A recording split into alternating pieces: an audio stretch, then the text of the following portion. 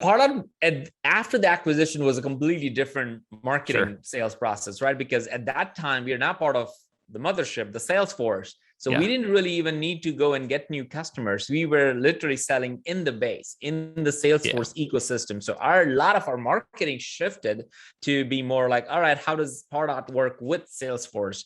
And really engaging a lot of the thousands and thousands of customers of Salesforce, because we were like 0.1% of their customer base that use Pardot. So Sure. marketing Yep. changed quite a bit after that. But I will say that the inbound was so great that it actually was a bad thing at one point, Mm-hmm. because what do you do with that many leads, right? What do you keep nurturing them? What do you pass it all to the sales team and Yep. all that stuff? So we did something called, which led me to start Terminus after those couple of years, is we would walk in every month into a sales meeting. I'll never missed a sales meeting ever. Yep. As a marketer, never ever missed a sales meeting.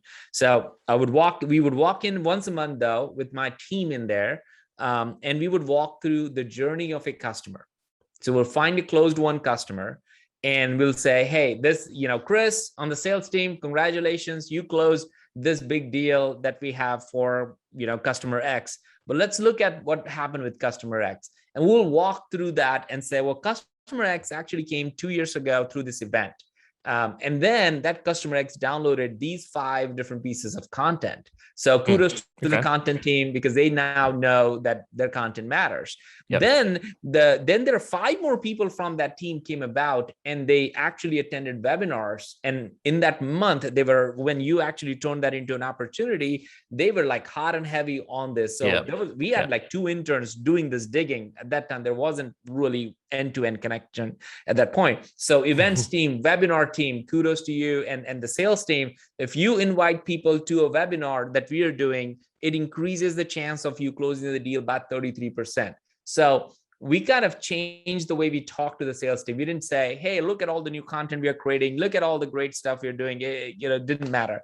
We actually took them to a customer that had revenue from start to finish, made sure that they recognized the content that we're creating on the blog, on the webinar and stuff actually drove business for them.